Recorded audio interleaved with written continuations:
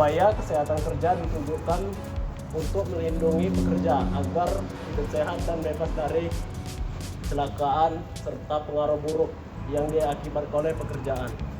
Ada beberapa peraturan dan undang-undang yang menjadi dasar keselamatan dan kesehatan kerja di Indonesia. Tercantum dalam Undang-Undang Nomor 1 Tahun 1970 tentang keselamatan dan kesehatan kerja. Antara lain, perkenalkan, nama saya Edo Hendra Saputra, NIM 2017-006079.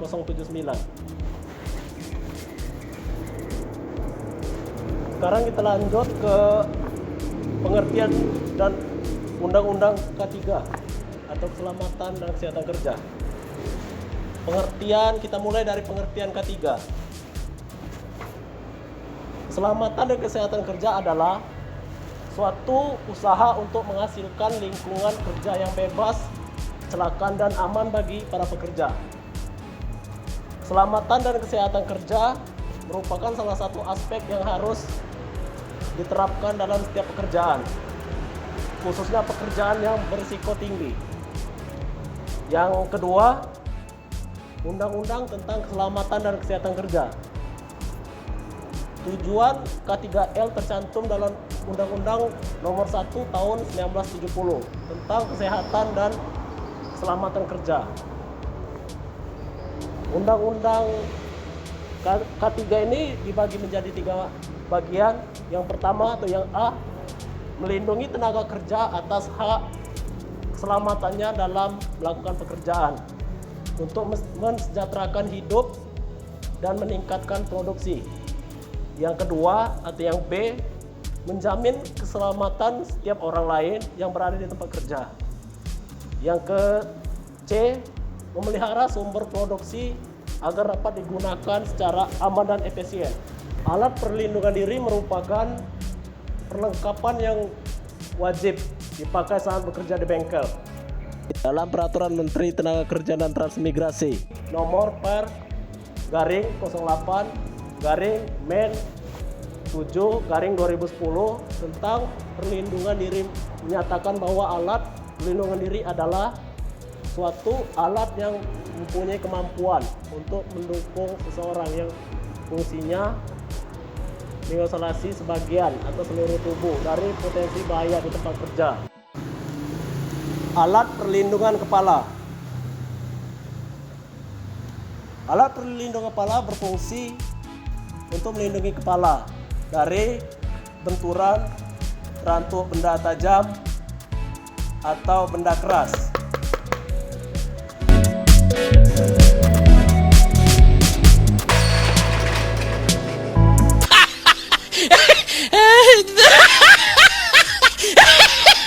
Selanjutnya, perlindungan mata.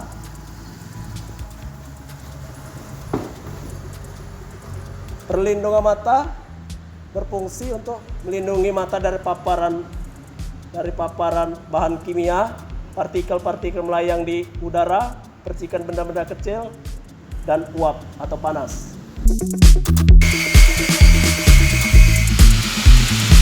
Yang ketiga yaitu perlindungan telinga. Perlindungan telinga berfungsi untuk melindungi telinga terhadap kebisingan atau tekanan. Perlindungan telinga dibagi 2 macam, yaitu yang menutup seluruh bagian telinga atau earplug, dan yang dimasukkan ke dalam lubang telinga disingkat earplug. Selanjutnya yang keempat, perlindungan tangan.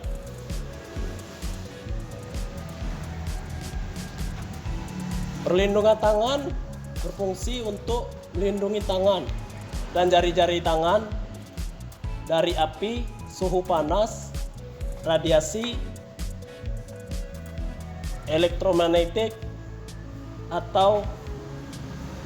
dan arus listrik, bahan kimia.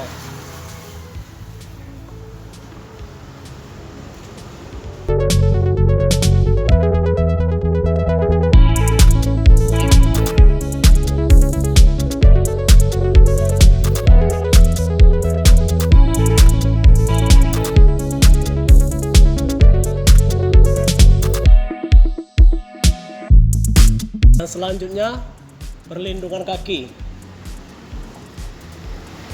Perlindungan kaki berfungsi untuk melindungi kaki dari tertimpa benda berat, terkena cairan uap panas, tergelincir, terlindas. Jenis sepatu kerja atau sepatu kerja memiliki dua macam, yaitu sepatu safety dan sepatu karet.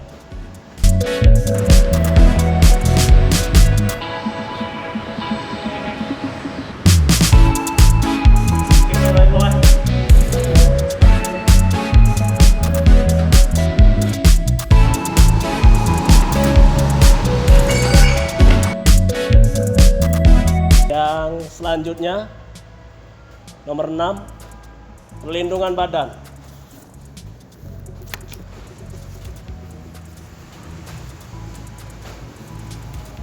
Perlindungan badan berfungsi untuk melindungi badan sebagian atau seluruh bagian badan dari bahaya benda panas, percikan api, bahan kimia, tergores logam panas. Jenis pakaian yang dipakai saat bekerja yaitu wear pack.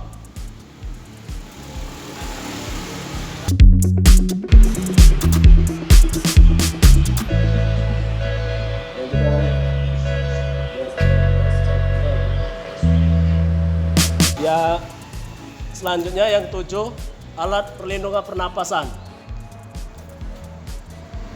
Alat pelindung pernapasan berfungsi untuk melindungi organ pernapasan dengan cara menyalurkan udara bersih, menyaring cemaran bahan kimia, partikel yang berupa debu, kabut, aerosol,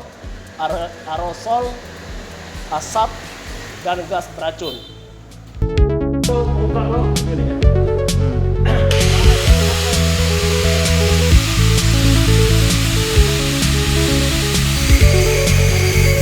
Dan selanjutnya, perlindungan muka. Perlindungan muka berfungsi untuk melindungi muka dari percikan benda-benda kecil, panas, radiasi, pancaran cahaya, benturan, atau pukulan benda keras lainnya. Perlindungan muka digunakan untuk melindungi semua bagian muka, termasuk mata. Perlindungan muka mempunyai kaca yang dapat digunakan untuk melindungi benda kerja. Jika sudah menggunakan perlindungan muka, maka tidak perlu menggunakan perlindungan mata.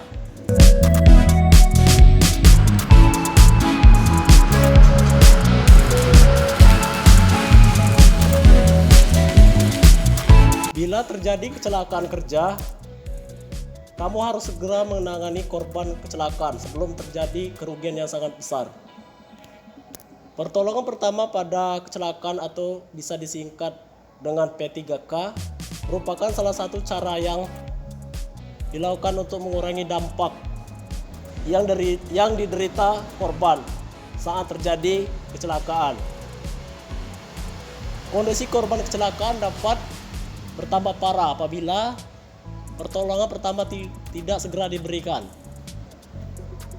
Pertolongan pertama dilakukan agar luka tidak semakin parah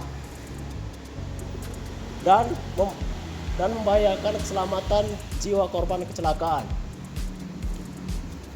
Selanjutnya kita akan membahas peralatan dan obat-obatan di dalam kotak P3K. Yang pertama yaitu peralatan. Yang pertama adalah peralatan. Peralatan dalam kotak P3K memiliki standar. Peralatan standar pada kotak P3K antara lain kapas steril, kapas putih,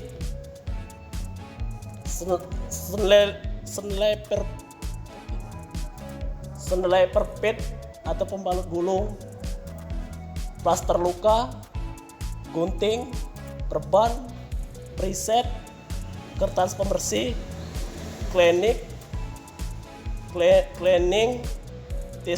tisu, pisau lipat, pipet, masker, dan lain-lain. Selanjutnya yang B, obat-obatan dalam kotak P3K.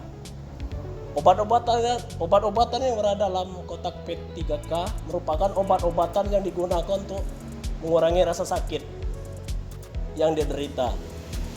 Obat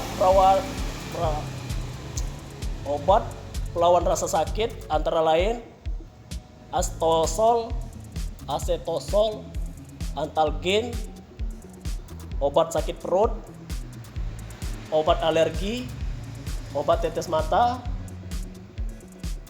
alkohol, obat gosok atau balsem, minyak angin, minyak aromaterapi, dan lain-lain.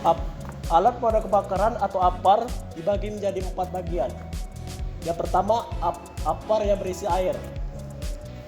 Tabung pemadam berisi air diberi warna merah. Kelebihan dari APAR yang berisi air adalah dapat menyerap panas. Hasil pembakaran dan harganya relatif lebih murah.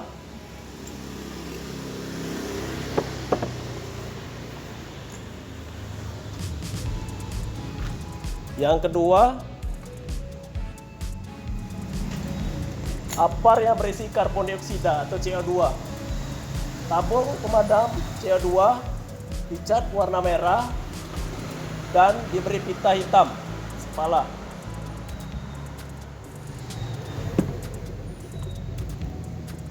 Yang selanjutnya, ketiga, APAR yang berisi tabung kering. APAR yang berisi tabung kering dicat warna merah dengan pita atau garis putih. Daya jangkau semprotan antara 3-6 meter, tergantung besar kecil ukuran tabung. Yang selanjutnya atau yang 4, yang terakhir, APAR yang berisi busa atau bom. Pemadaman ini sangat cocok untuk memadamkan bahan bakar cair yang terbakar dalam wadah. APAR yang berisi busa kurang cocok untuk memadamkan bahan bakar cair yang tumpah.